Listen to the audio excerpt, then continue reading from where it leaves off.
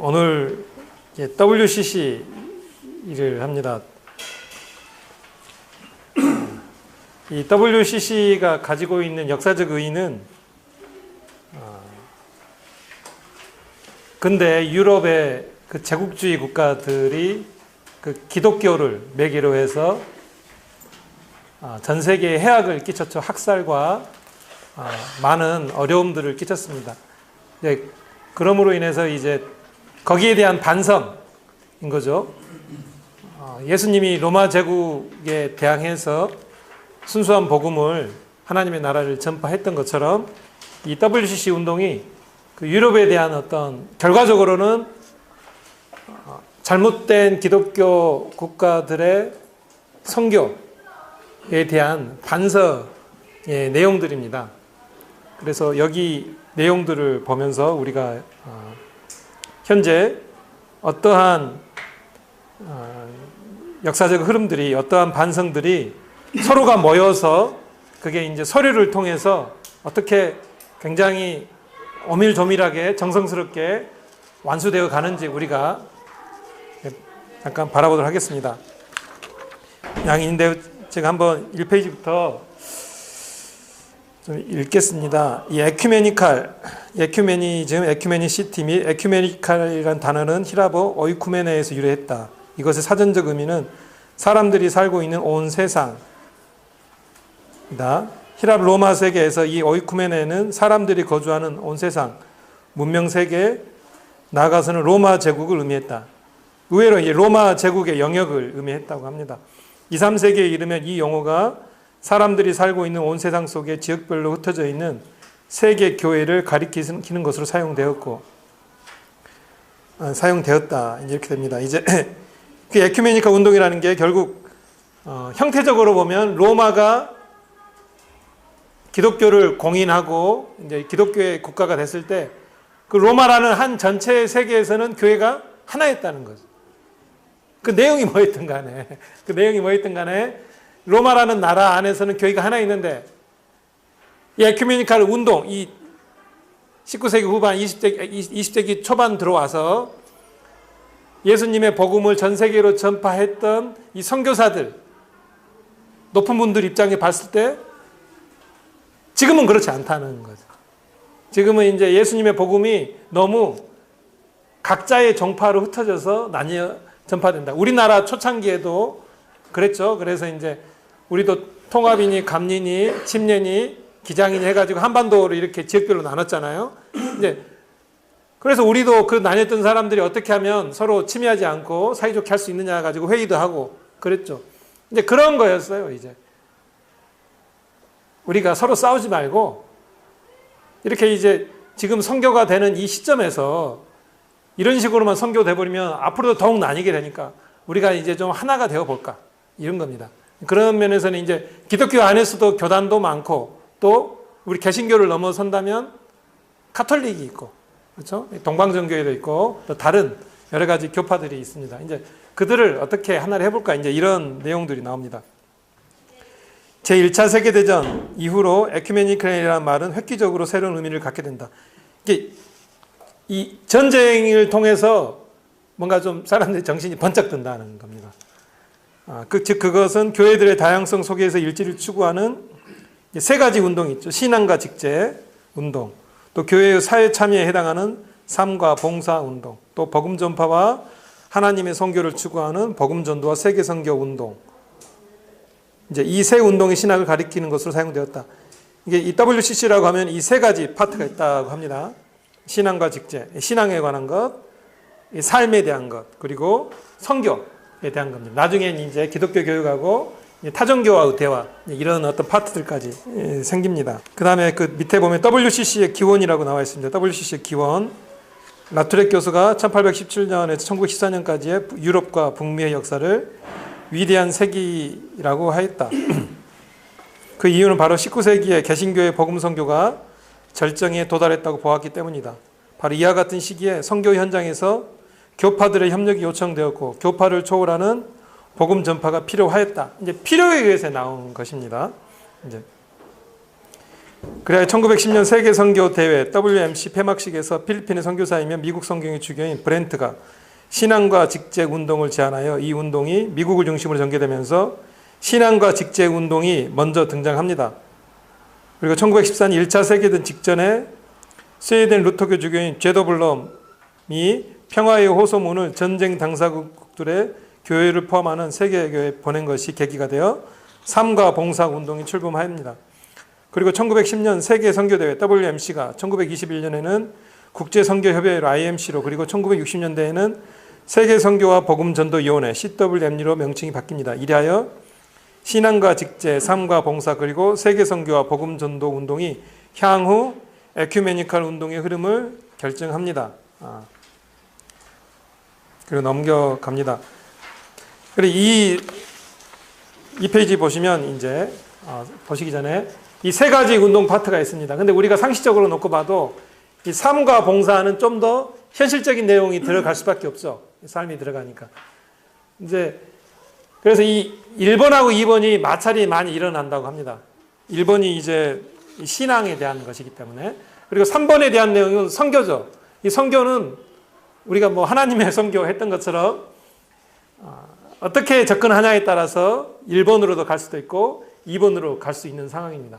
근본적으로는 이렇게 그 1번에 대한 해석, 그 신앙에 대한 해석이 이제 어떻게 우리가 어떤 종교 원칙들을 좀 넘어서서 그 세상을 바라보는 그 2번의 관점으로 맞춰져 가느냐 이런 데 초점이 있습니다. 근데 이제 예를 들면 결국은 이 신앙과 직제의 핵심이 뭐냐면 그 중에 이제 가장 중요한 모토가 결국 세례와 성만찬이에요. 세례와 신앙으로 결국은 이게 핵심이 될 수밖에 없는 게 각 교파들이 여러 가지 수백 개 수천의 신앙적인 내용들이 있잖아요. 근데 그게 각 교파들이 모였을 때 이 신앙들을 각자의 신앙들은 다양하고 존중할 수 있다. 근데 그게 한 이벤트로 표현할 수 있는 거는 이 세례식과 성찬식인 거예요. 그러니까 이 세례와 성찬을 통해서 신앙이 드러나는 거죠. 세례와 성찬이 특히 이제 하다 보면 성찬이 중심이 되겠죠. 성찬은 이제 세례는 아무래도 한 개인에게 머리를 물 붓고 이런 거다면 성찬은 함께 이제 식사하는 식이 되니까 이 세례와 성찬을 어떻게 아주 근본적인 신앙에서 현실적으로 다가오느냐에 따라 결국은 그 2번, 3번과 교점이 만들어지는 거라고 봅니다.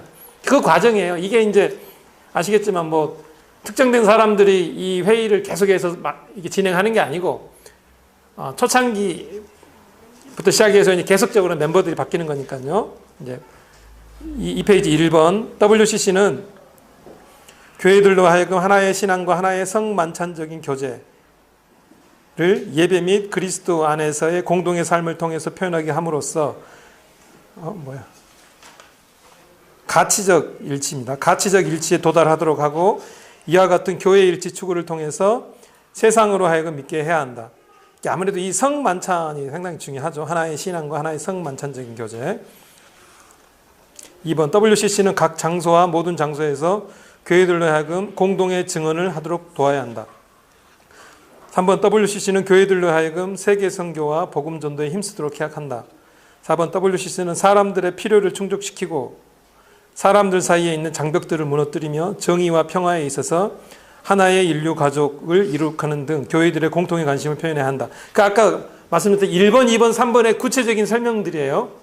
이제 1번, 2번 같은 경우는 여기 나온 1번, 2번 같은 경우는 신앙과 직제 얘기겠죠. 그래서 3번 세계선교 복음전도면 당연히 복음전도 세계선교 운동 얘기일 거고 4번은 바로 삶과 봉사 뭐 이런 식의 얘기입니다.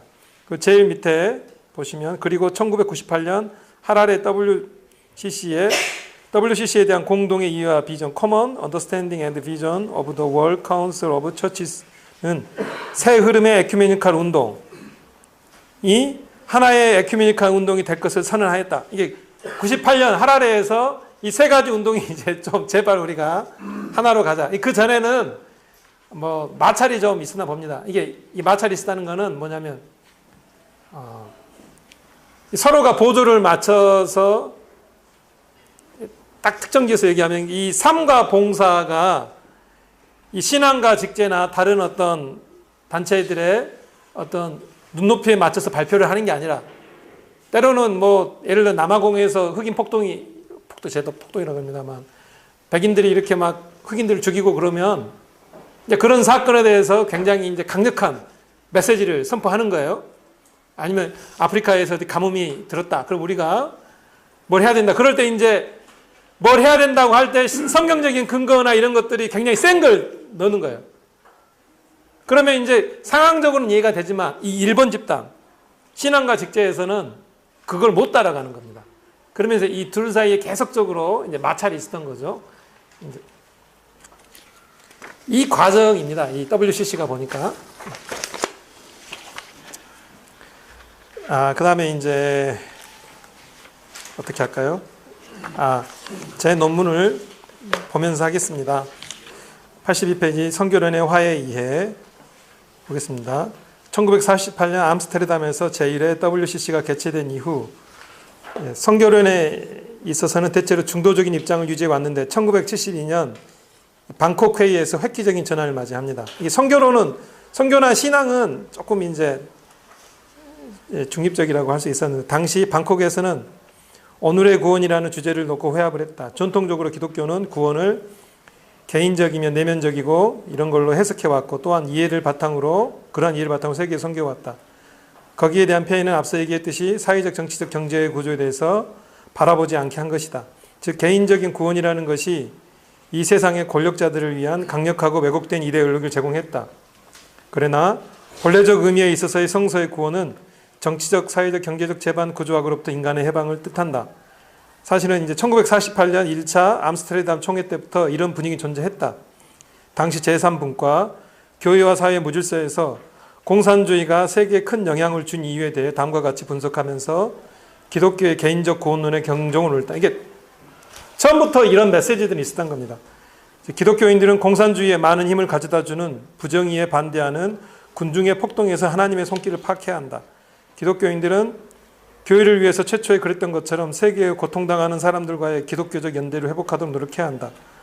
자본주의의 수혜자인 기독교인들은 많은 사람들이 그 자본주의적 기득권으로부터 배제되어 있음을 알고 있으며 또 공산주의를 가난과 불안전으로부터 구원수단이라고 보고 있는 그러한 세상의 힘을 직시하도록 해야 한다. 또한 제4분과 교회와 국제적 무질서에서는 인간의 권리들은 하나님의 자녀라는 지위로부터 직접 유래한다고 선포했다. 구원에 대한 이러한 혁명적인 새로운 이해는 한국의 NCC에도 영향을 줘 1970년대 한국 기독교의 반독재 인권투쟁에 강력한 복음적 지주를 제공해 주었다. 그러나 방콕 회의 이후 WCC의 선교론은 이제 공개적으로 전통적인 구원론에 대한 반대 의사를 표현한다. 이러한 이제 선언의 선교적 근거가 바로 미시오데이다. 화해론, WCC 화해론 위에 바로 보시면 또한 하나님의 선교가 이 땅에서 온전히 실현될 때 전 세계인들은 온전히 화해한 존재로서 자리 잡게 된다. 화해는 결코 개인적이거나 백인들의 이데올로기에 왜곡된 영적인 개념이 아니다. 하나님의 선교에 의하여 과거의 모든 제국주의적 선교로 인한 상처들에 대해 가해자가 진심으로 참여하고 피해자가 열린 마음으로 용서할 때 전 세계 사람들은 이제 화해된 존재가 된다. 그랬습니다. 84페이지 보실까요? 84페이지 두 번째 단락일까요? 그런데 WCC의 화해론은 분명히 예수님의 복음에 근거하는데 중재적 입장으로서의 교회의 역할을 유지하면서 결코 약자에 대한 하나님의 선호를 증거하는 교회론을 포기하지 않는다. 여기 155 각주 보시면 그런데 WCC는 스스로를 정의내릴 때 화해된 교회들의 공동체로 규정한다. 이제 성경을 따라서 주 예수 그리스도를 하나님과 구세주로 이게 WCC 헌장입니다. 이게 구세주로 고백하고 그렇기 때문에 한 하나님이신 성부, 성자, 성령의 영광을 위하여 부름받은 공동의 소명을 성취하려고 애쓰는 교회들의 공동체이다. WCC 제1장입니다. WCC 안에서 교회들의 교제의 주도 목적이 하나의 신앙과 성만찬적 교제 안에서 가시적 일치를 향하여 서로가 서로를 부르는 것이요 이와 같은 하나의 신앙과 성만찬적 교제는 예배와 그리스도 안에 있는 공동의 삶으로 표현되고 이 세상에 대한 증거와 섬김을 통하여 표현되며 그와 같이 일치를 향하여 전진함으로써 세상으로 하여금 믿게 하려는 것이다. 상당히 표현들이 세밀합니다. 그리고 각 정파들의 의견들이 이렇게 계속적인 회의들을 통해서 이 표현이 정제돼서 들어온 것들이에요. 그 밑에 단락 보시면 또한 시대가 변해 이제는 84페이지 밑에 단락입니다. 제일 밑에 단락. 또한 시대가 변해 이제는 강대국과 약소국의 개념을 넘어 기업이 하나의 거대 세력이 되었다. 일명 다국적 기업이다. 영국의 동인도 회사들이 처음 자체적으로 강력한 세력으로 독자적으로 군림한 이후 현재는 특히 미국에 기반한 다국적 거대 기업들이 가해자 이미지를 속인 채 예전보다 훨씬 전면적이고 강력한 피해를 온 세상이 주고 있다. 그래서 현재 세계는 강력한 세력들과 당하는 나라들로 구분할 수 있다. 강대국과 당하는 나라들이 아니고 강대국에 기반을 둔 강력한 세력들, 기업들과 당하는 나라들로 구분할 수 있다. 이제 한 나라별 가해와 피해가 아닌 하나의 세력이 전 세계 사람들에게 피해를 준다. 대표적인 현상이 세계화로 인한 세계 시장 형성이다. 그 밑에 단락 만약이라고 있죠. 만약 분쟁 당사자 간의 대화 유지가 현실적으로 약자에 대한 하나님의 선호보다 우선적이 되어버리면 그것은 WCC가 강대국과 거대 국제기업의 이론적 합리화를 해주는 단체로 전락함을 의미한다. 이제 이 내용이 이제 상당히 중요한 거죠.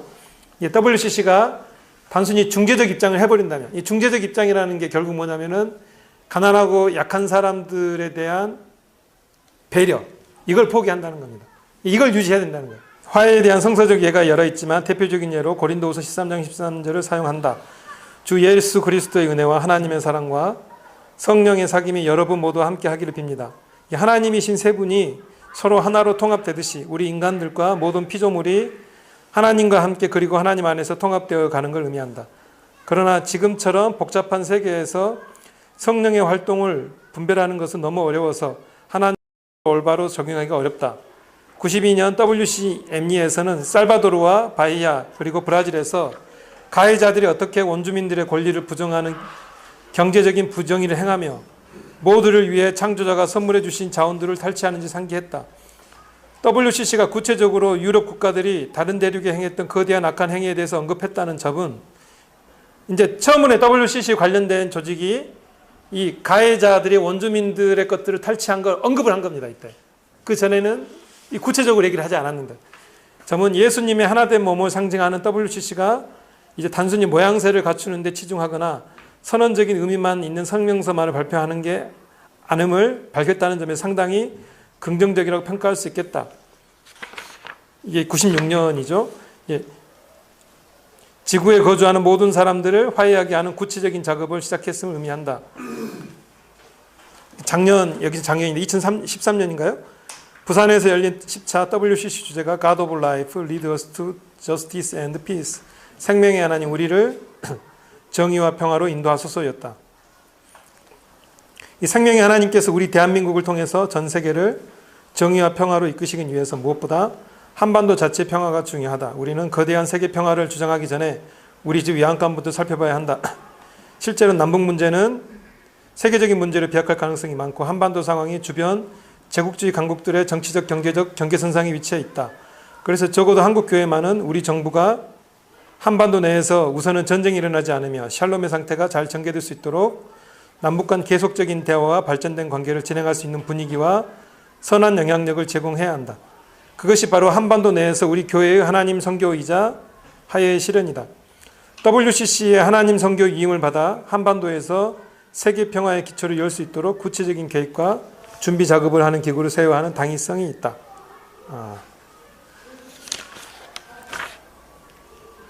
그 다음에 제일 밑에 보겠습니다.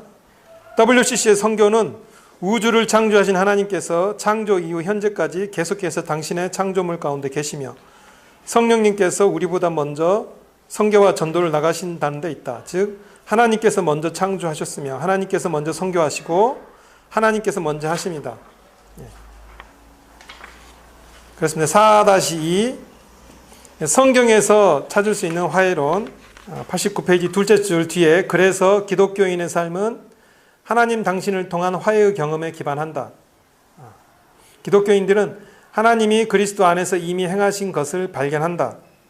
또한 발견한 그것을 그대로 전할 뿐만 아니라 전하는 자의 삶에 예수 그리스도의 삶과 일치해야 한다. 이미 하나님께서 우리를 위해 이제 바치신 그 화해, 그렇죠? 그걸 우리가 예수 그리스도 순교를 얘기하시는 거죠. 희생의 경험에 기반해서 우리가 화해를 한다는 겁니다. 하나님께서 예수 그리스도를 통해 먼저 화해를 시도하셨고 이루셨다는 사실이 우리에게는 중요함이 분명하다. 하나님과 인간과의 관계적인 측면에서 화해라는 단어를 붙였고 우리는 이제 보통 그걸 구원이나 죄사함이라고 합니다. 하지만 항상 이런 식의 논리에서 조심해야 할 것은 하나님께서 모두 하셨기 때문에 인간은 수동적인 존재라는 소극적 시각에 매몰되면 안 된다. 이미 우리가 화해된 존재라고 한다면 바로 그 지점이 적극적인 행동을 위한 출발점이 되어야 한다. 주님을 통해 우리가 화해했다면 우리도 주님의 위치에서 세상을 당신과 화해시켜야 한다. 주님께서 당신의 첫 사역으로 제자들을 선택하셨고 당신의 사역 현장에 모여들어 오병이어 현장과 예루살렘까지 동행한 군중들은 하나님 나라들의 주체들이지 단순한 객체들은 아니다.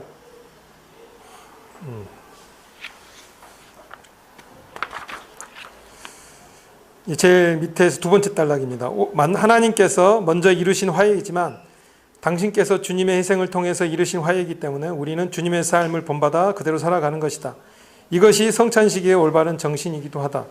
당신의 몸과 당신의 흘리신 피를 기억하는 것, 그리고 그러한 삶을 살아가는 것. 그러나 화해는 십자가의 죽음으로 모두 완성되는 건 아니다. 결국 죽음으로만 끝나면 실패다. 죽음 이후 부활이라는 사건으로 당신이 먼저 하나님 앞에 나설 수 있으므로 하나님과 인간과의 화해는 완성될 수 있었다. 주님의 메시아로서의 사역은 분열되고 왜곡된 세상에 대한 하나님의 깊은 연대성의 표현이다. 십자가는 세상의 이러한 상황에 대한 하나님의 저항의 표현이다. 예수님은 폭력으로 저항하기를 거부하셨고 원수에 대한 사랑을 끝까지 실천하셨다. 그러나 부활은 십자가가 구원과 화해의 도구였음을 증명한다. 부활은 주님 안에서의 하나님 화해의 통합적인 완성이다. 왜냐하면 기독교에서 부활은 단순히 과거의 역사적인 사건이나 믿음의 수단으로 한정되지 않고 오늘의 삶에 대한 신비한 실존이기 때문이다. 그래서 십자가와 부활은 서로 분리할 수 없다. 교회는 예수님이 십자가에서 죽었다는 사실과 그가 부활하셨다는 사실, 그리고 모든 사람들의 첫 번째 열매가 되었다는 사실에 서 있다. 그 밑에 단락 보시면 사도 바울을 구원받은 존재들의 이러한 강력한 일들을 화해의 직분이라고 규정했다. 구원이 하나님과 개인과 공동체의 화해이며 구원의 소식을 알리는 일이 화해의 직분이 된다. 이렇습니다.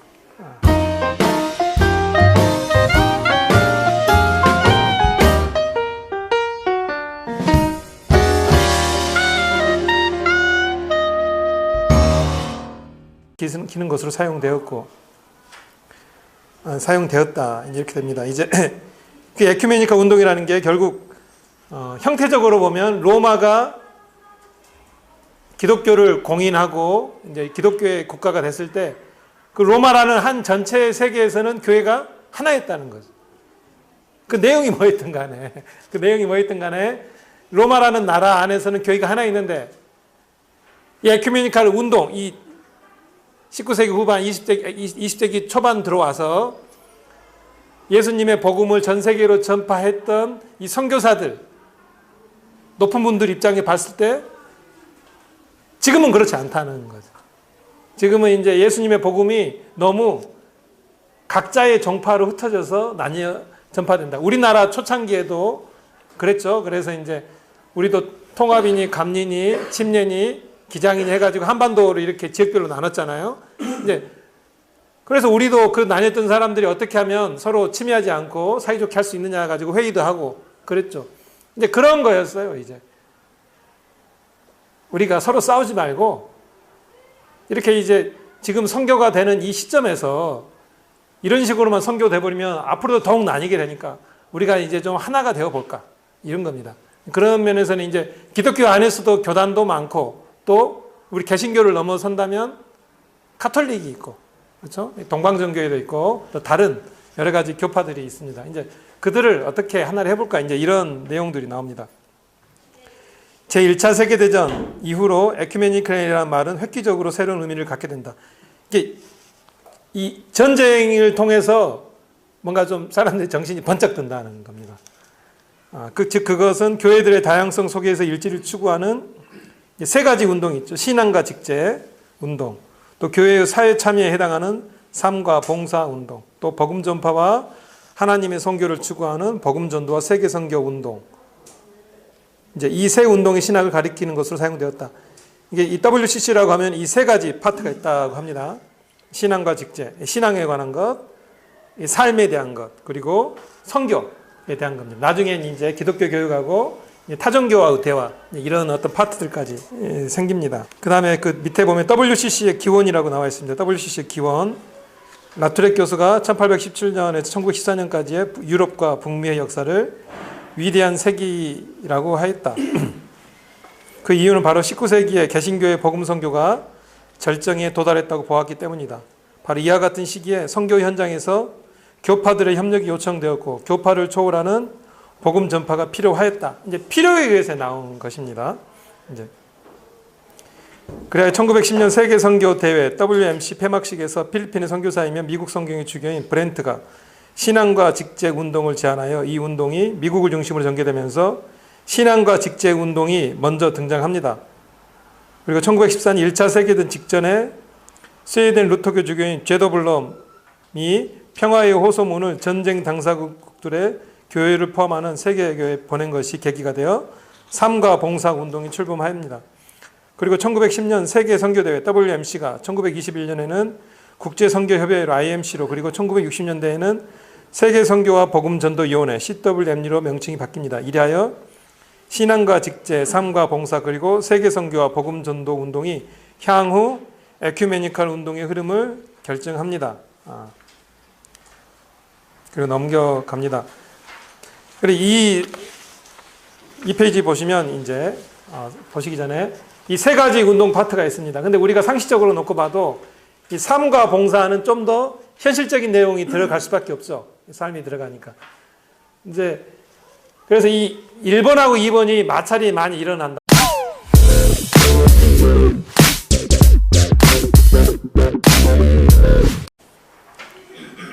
오늘 WCC 일을 합니다. 이 WCC가 가지고 있는 역사적 의의는 근대 유럽의 그 제국주의 국가들이 그 기독교를 매개로 해서 전 세계에 해악을 끼쳤죠. 학살과 많은 어려움들을 끼쳤습니다. 그러므로 인해서 이제 거기에 대한 반성인 거죠. 예수님이 로마 제국에 대항해서 순수한 복음을 하나님의 나라를 전파했던 것처럼 이 WCC 운동이 그 유럽에 대한 어떤 결과적으로는 잘못된 기독교 국가들의 선교에 대한 반성의 내용들입니다. 그래서 여기 내용들을 보면서 우리가 현재 어떠한 역사적 흐름들이, 어떠한 반성들이 서로가 모여서 그게 이제 서류를 통해서 어떻게 굉장히 오밀조밀하게 정성스럽게 완수되어 가는지 우리가 잠깐 바라보도록 하겠습니다.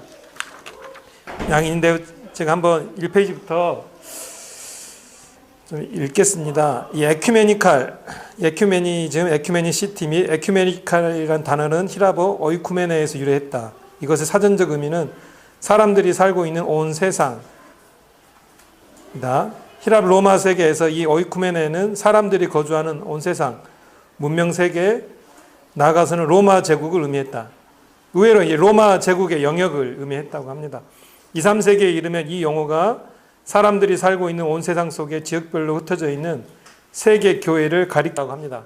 1번이 이제 신앙에 대한 것이기 때문에, 그리고 3번에 대한 내용은 선교죠.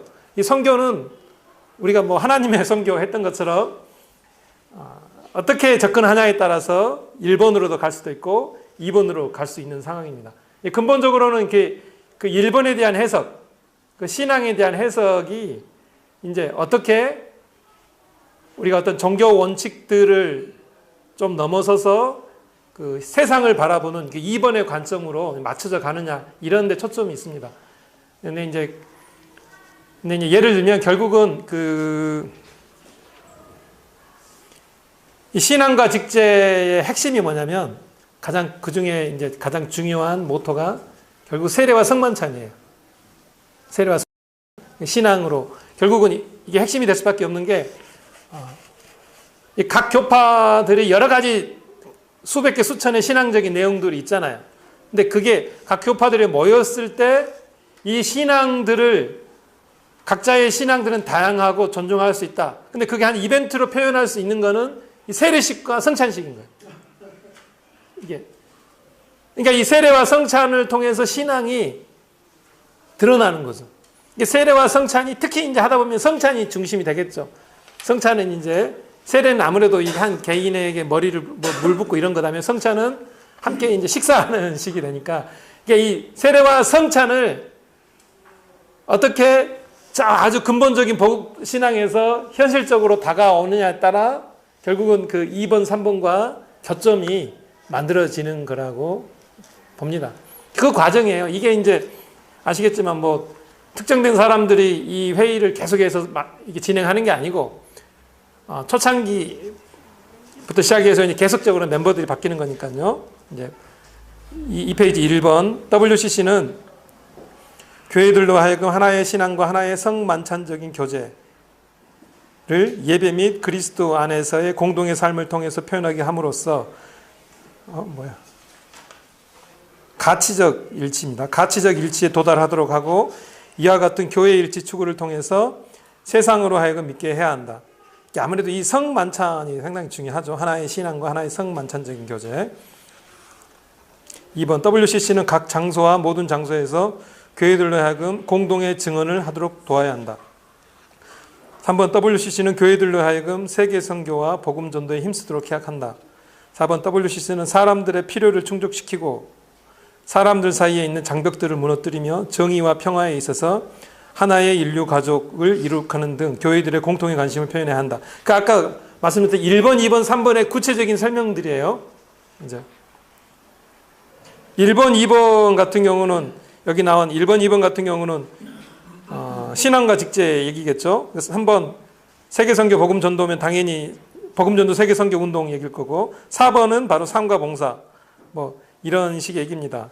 그 제일 밑에 보시면 그리고 1998년 하랄의 WCC에 대한 공동의 이해와 비전 Common Understanding and Vision of the World Council of Churches는 새 흐름의 에큐메니칼 운동이 하나의 에큐메니칼 운동이 될 것을 선언하였다. 이게 98년 하랄에서 이 세 가지 운동이 이제 좀 제발 우리가 하나로 가자. 그 전에는 뭐 마찰이 좀 있으나 봅니다. 이게 이 마찰이 있다는 거는 뭐냐면